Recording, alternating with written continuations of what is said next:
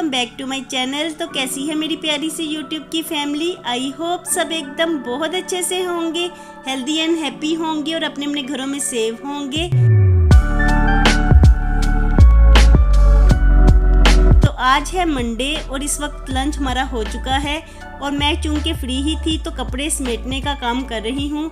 तो इन कपड़ों को कल मैंने मॉर्निंग में वॉश किया था और सारा दिन ही मुझे कपड़े वॉश करने में लग गया था क्योंकि मैं स्लोली ही कपड़े वॉश करती रही। दोपहर में बहुत ही तेज़ धूप थी जिसकी वजह से फिर मैं रुक के कपड़ों को वॉश कर रही थी। और जैसे ही मैं इवनिंग में कपड़े वॉश करके फ्री हुई तो इतनी तेज़ आंधी आई कि टेरेस में डाले हुए मेरे सारे ही कपड़े उड़ गए और उनमें से 2-3 कपड़े तो उड़ के रोड पे भी चले गए। तो मैंने उनको बाद में निथार के दोबारा से ड्राई किया और सारे कपड़ों को मैंने समेट के यहाँ पे सोफ़े पे ला के रख दिया था। तो इनमें से जो कपड़े आज ड्राई हो गए हैं तो मैं इनको फोल्ड करके रख दूँगी और जो अभी थोड़े से गीले हैं तो मैं इनको सोफ़े पे ही फैला दूँगी क्योंकि आजकल ऐसा ही हो रहा है कि शाम में अक्सर आंधी आ जाती है। इसके अलावा आज भी बहुत गहरे बादल आए हुए हैं लेकिन अभी आंधी का तो मौसम नहीं है, तेज़ हवा चल रही है।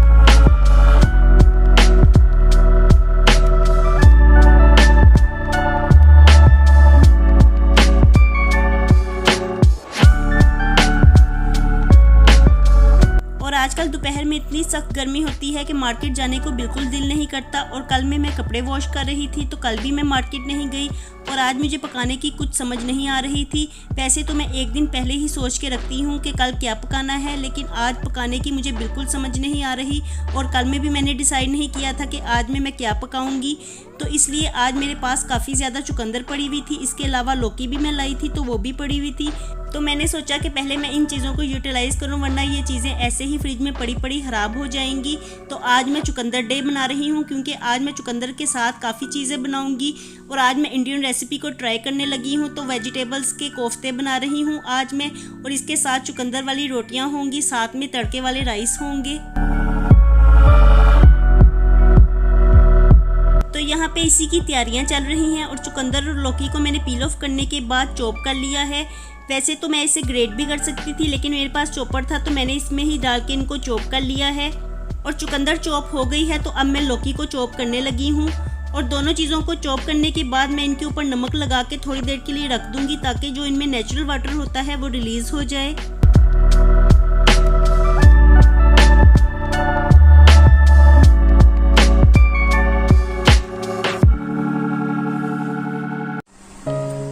और यहाँ पे आलू बॉईल हो गए हैं तो मैं इनको ठंडा कर लूँगी। आलू बॉईल होते होते सारा इनका पानी खुश्क हो गया है तो अब इसको मैं ठंडा कर लूँगी। और साथ ही मैंने यहाँ पे चुकंदर को भी बॉईल होने के लिए रखा हुआ है। तो आज मैं चुकंदर डे बना रही हूँ। चुकंदर और लौकी के कोफ्ते भी बनाऊँगी और साथ में मैं चुकंदर के पराठे भी बनाऊँगी।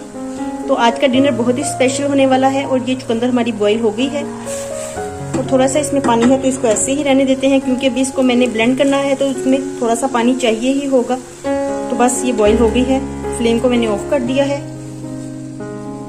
और जैसे ही अब ये दोनों चीज़ें ठंडी हो जाती हैं तो हम अपना नेक्स्ट प्रोसेस स्टार्ट करते हैं।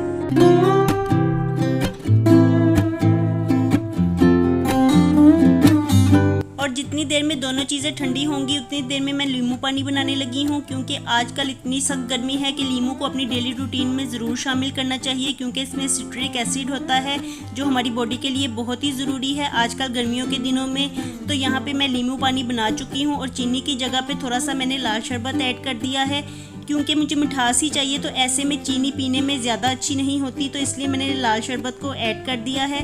और अब जब मैं वॉइस ओवर कर रही हूँ तो इस बात को नोट कर रही हूँ कि आज चूँकि मैं चुकंदर डे बना रही थी तो सारी चीज़ों ने ही रेड तैयार होना था। तो यहाँ पे हमारा शरबत भी रेड ही तैयार हुआ है। तो नींबू पानी बन के तैयार हो गया है। अब जल्दी से हम इसे पी के अपनी गर्मी को भगाते हैं।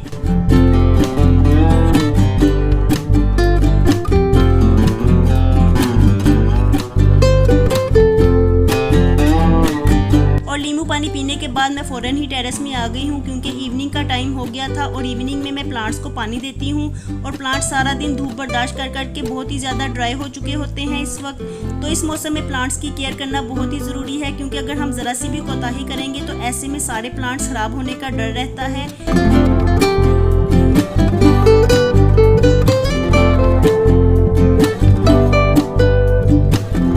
प्लांट्स को पानी देने के बाद मैं टेरेस पे ही रुकती हूँ क्योंकि प्लांट्स के साथ थोड़ा सा टाइम स्पेंड करना मुझे अच्छा लगता है। और ऐसे में मैं यहाँ पे थोड़ी सी वॉक भी कर लेती हूँ, क्योंकि आजकल कोविड की वजह से बाहर जाना तो मुमकिन नहीं है, तो मैं घर पे ही थोड़ी सी वॉक कर लिया करती हूँ।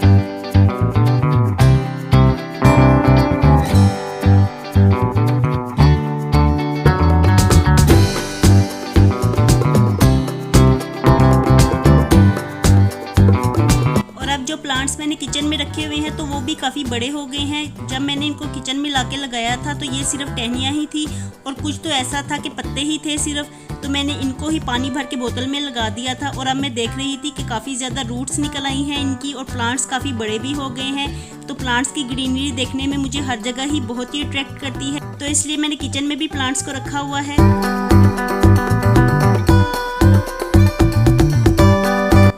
जल्दी से कोफ्ते बनाने की तैयारी करती हूँ, क्योंकि मैंने लौकी और चुकंदर को नमक लगा के रखा हुआ था तो उन्होंने काफ़ी ज़्यादा पानी रिलीज़ किया है।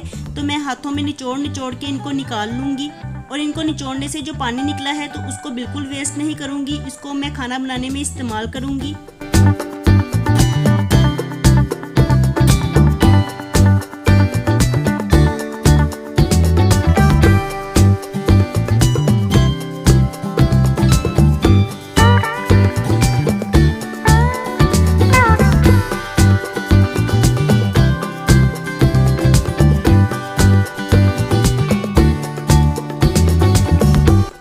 लौकी और चुकंदर में 2 बॉइल्ड आलू ग्रेट करके ऐड कर दूंगी और जल्दी से अब मैं पेस्ट तैयार करने लगी हूँ प्याज, हरी मिर्चों की, लहसुन और अदरक की। तो इस पेस्ट को मैं मसाला बनाने के लिए तैयार कर रही हूँ।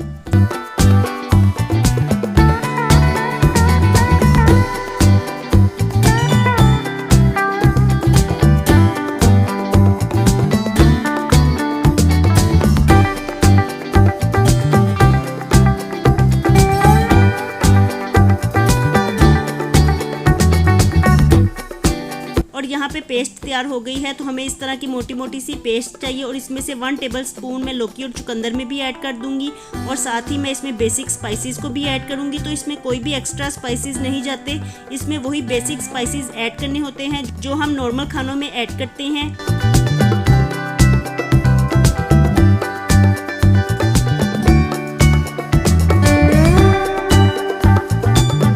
स्पाइसेस को अच्छी तरह से मिक्स कर लेने के बाद इसमें 2 टेबलस्पून कॉर्नफ्लोर को ऐड करूंगी। तो कॉर्नफ्लोर बाइंडिंग के काम आता है और अगर आपके पास कॉर्नफ्लोर अवेलेबल ना हो तो इसमें बेसन भी ऐड किया जा सकता है, लेकिन बेसन की मिकदार को भी हमने 2 टेबलस्पून से ज़्यादा नहीं करना, वरना ये पकौड़ों की तरह फिर तैयार होंगे। तो हमें कोफ्ते तैयार करने हैं, इसलिए इसमें जो भी चीज़ ऐड करनी है वो 2 टेबलस्पून ही हम ऐड करेंगे।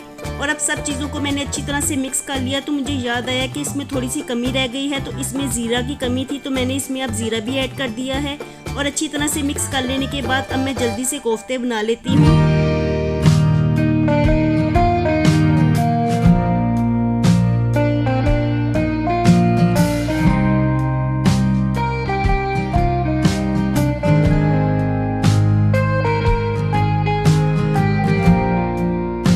और देखिए लाल लाल कोफ्ते देखने में कितने अच्छे लग रहे हैं। और यहाँ पे कोफ्ते तैयार हो गए हैं, तो मैं इन्हें 10 मिनट के लिए फ्रीज़र में रखूँगी ताकि ये सेट हो जाएं।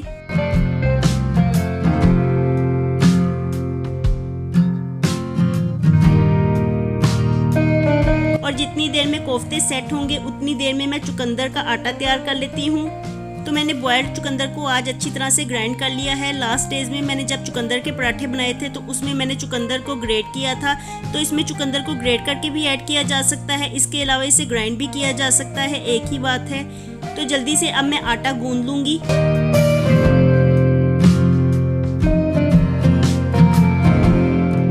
यहाँ पे मैंने आटा गूंद दिया है, तो इसको रेस्ट के लिए मैं 20 से 25 मिनट के लिए फ्रिज में रखूंगी। उतनी देर में मैं कोफ्ते तैयार कर लूँगी, क्योंकि जब आटे को रेस्ट दे लिया जाता है तो फिर बड़े ही नरम नरम फुलके तैयार होते हैं।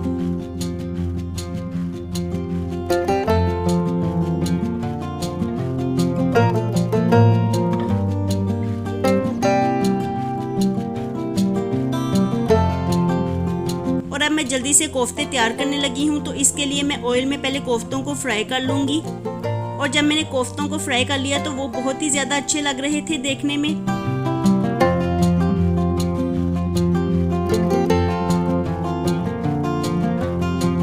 और अब मैं ग्रेवी तैयार करने लगी हूँ। तो ग्रेवी के लिए मैं वही ऑयल यूज़ करूँगी जिसमें मैंने कोफ्तों को फ्राई किया था। तो इसमें 1 टीस्पून मैंने ज़ीरा ऐड किया है और ज़ीरा ऐड करने के बाद मैंने प्याज का मिक्सचर इसमें ऐड कर दिया है। और अब मैं प्याज को अच्छी तरह से फ्राई कर लूँगी ताकि इसका कच्चापन ख़त्म हो जाए। और जैसे ही प्याज फ्राई हो जाएगा तो मैंने इसमें 3 बड़े टमाटरों का पेस्ट ऐड कर दिया है और साथ ही मैं इसमें बेसिक स्पाइसेस को भी ऐड करूंगी। तो स्पाइसेस में नमक, पिसी हुई सुरख मिर्च, खुश्क धनिया पाउडर और हल्दी को ऐड करूंगी। तो नमक की मिकदार को देख के ऐड कीजिएगा क्योंकि डिफरेंट स्टेजेस पे हमने नमक को ऐड किया हुआ है, तो इसलिए नमक की मिकदार को अपने जायके के मुताबिक ही रखना है।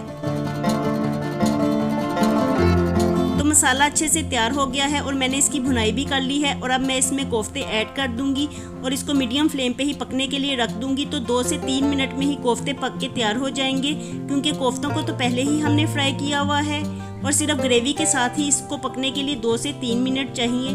और जितनी देर में कोफ्ते पक के तैयार होंगे उतनी देर में मैं राइस भी तैयार कर लेती हूँ। तो आज मैं तड़के वाले राइस तैयार कर रही हूँ और इसको बिल्कुल मैं इंडियन स्टाइल में तैयार करूँगी। तो इसके लिए मैंने ऑयल में 1 टीस्पून जीरा लिया है और साथ ही नमक और 1 टीस्पून कुटी हुई लाल मिर्च को ऐड करूँगी और इसमें 5 से 10 मिनट भिगोए हुए चावलों को अच्छी तरह से फ्राई कर लूँगी।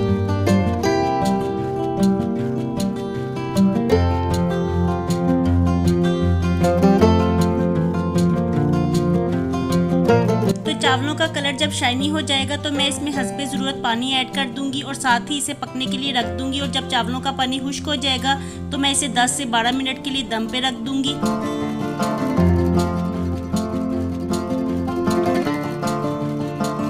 तो यहाँ पे कोफ्ते हमारे बन के तैयार हो गए हैं। तो मैंने इसमें 1 टेबल स्पून कसूरी मेथी को ऐड किया है, साथ ही मैं 1 टीस्पून गरम मसाला ऐड करूँगी।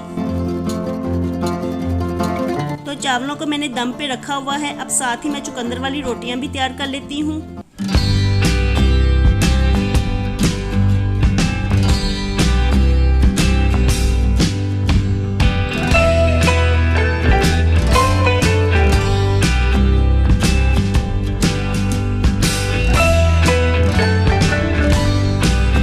तो रोटियां मैंने 3 ही बनाई हैं क्योंकि हाफ रोटी ही हम लेंगे क्योंकि साथ में राइस भी है तो रोटी इतनी ज़्यादा खाई नहीं जाएगी। और यहाँ पे सारा डिनर बन के तैयार हो गया है। तो जल्दी से अब मैं डिनर लगा दूंगी क्योंकि इस वक्त बड़े ज़ोरों की भूख लग रही है क्योंकि इन सब चीज़ों में से इतनी अच्छी खुशबू आ रही थी कि दिल चाह रहा था कि फ़ौरन ही हम अपना डिनर कर लें। तो अब जल्दी से हम अपना डिनर करते हैं।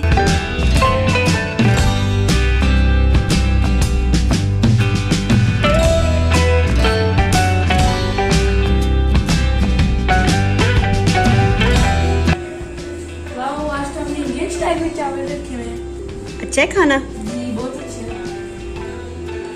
चुकंदर और लौकी के कोफ्ते बहुत टेस्टी लग रहे हैं। चुकंदर की रोटी और साथ में राइस।